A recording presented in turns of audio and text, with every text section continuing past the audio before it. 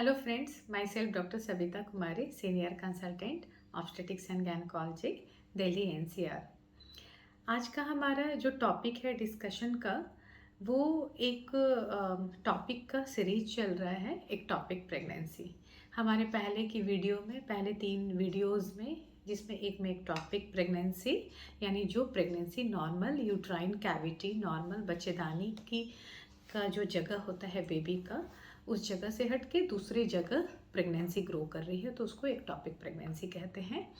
ये उसकी जानकारी हमने दी और ये एक टॉपिक प्रेगनेंसी किस तरह से प्रेजेंट करता है, इसमें पेशेंट का क्या क्या सिम्टम्स हम लक्षण देखते हैं जो लेकर आते हैं, फिर उनका किस तरह से एग्जामिन करते हैं, फिर ट्रांसवेजाइनल सोनोग्राफी कराते हैं, एक ब्लड टेस्ट कराते हैं, बीटा एचसीजी टेस्ट, उससे हमें पता चलता है उसके लेवल से,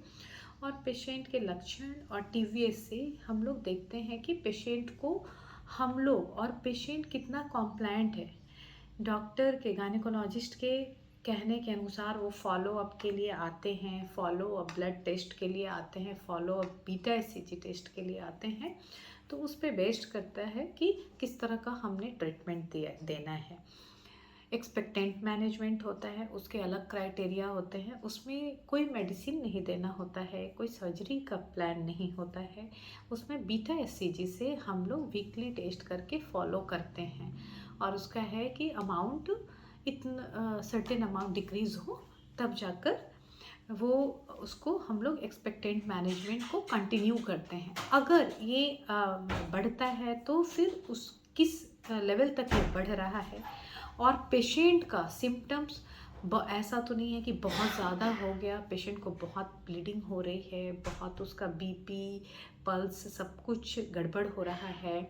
पेशेंट अनकॉन्शियस सी हो रही है, चक्कर से आ रहे हैं, फेंटिंग अटैक हो रहे हैं, तो उस पर डिपेंड करता है कि उसको तुरंत सर्जिकल मैनेजमेंट करना है। और इनके बीच का जो है, अगर पेशेंट का स्टेटस है, कुछ सर्टेन ब्लड टेस्ट करा के कि अंदर कोई सिस्टम, स्पेशली लीवर, किडनी या ब्लड ब्लीडिंग से रिलेटेड कोई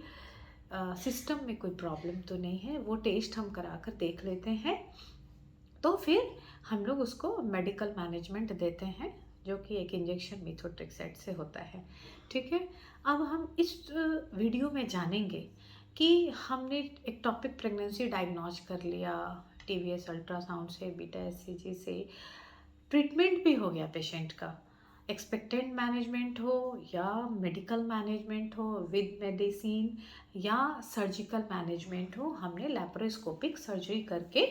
मैनेजमेंट किया। अब क्या है कि पेशेंट डरती होती हैं कि हमारा इस एक्टॉपिक ट्रीटमेंट के बाद हमारे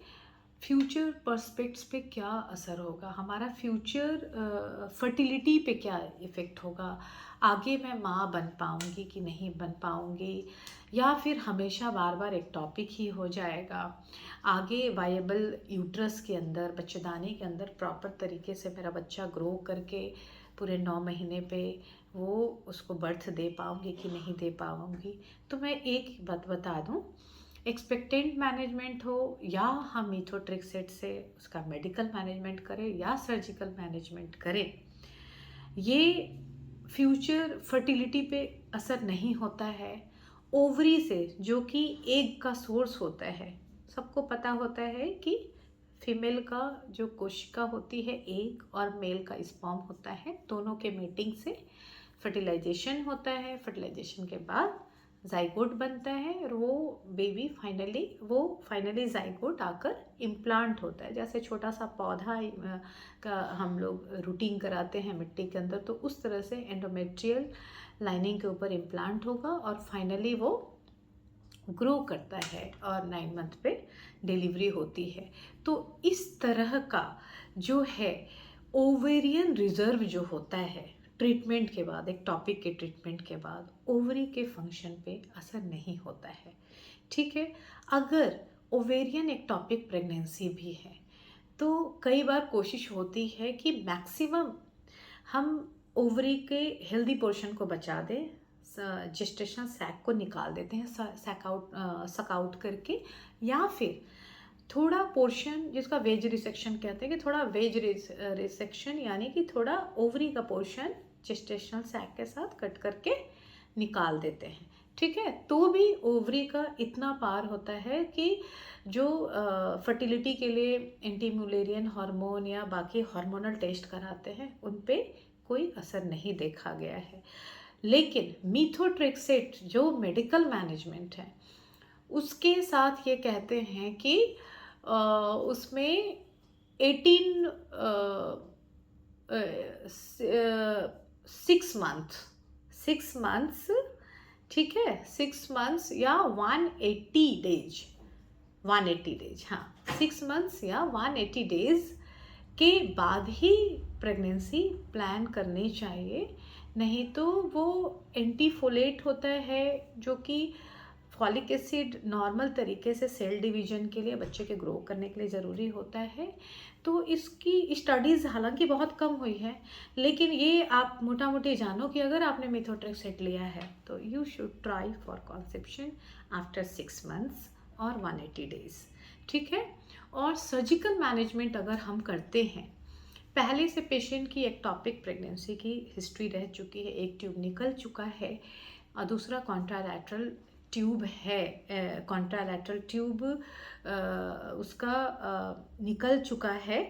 और सिर्फ वो ट्यूब है जिसमें एक्टोपिक है, तो कोशिश करते हैं कि उस ट्यूब को बचाएं। अगर वो ट्यूब फिर नहीं निकलता है तो पेशेंट के अपने ही एग से उसका फिर, अगर दोनों ट्यूब भी निकल चुका है तो आईवीएफ के थ्रू उसका